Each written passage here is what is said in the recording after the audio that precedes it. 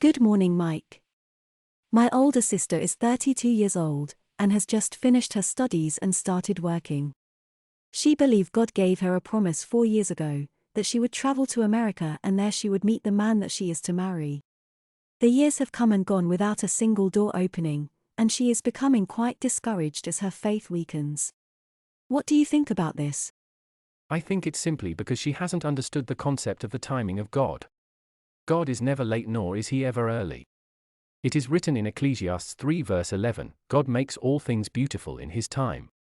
The problem often is that we want to force God to act in accordance with our timetable, while he is working on a whole different timetable.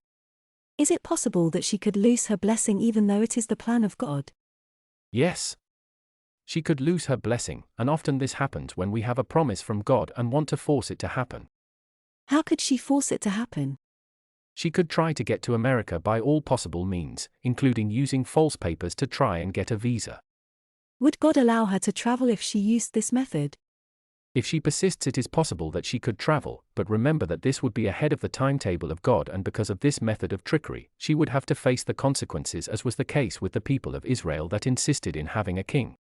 She could even make it there but without the blessing of God, because as I've already said, God doesn't act according to our timetable, but rather he makes all things beautiful in his time. And believe me, when God's time frame arrives, God will make things happen. He will send his angels and the doors will open without any difficulty.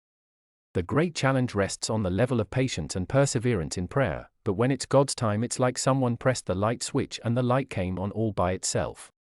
Tell me before I leave, what you think of people who say that Satan has the power to block the blessings of God.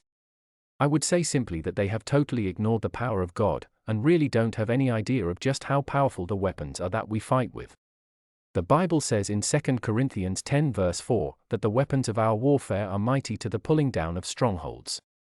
And also that if we resist the devil, he will flee from us according to James 4 verse 7. May God bless you, and let's meet in GUIGOZ 10.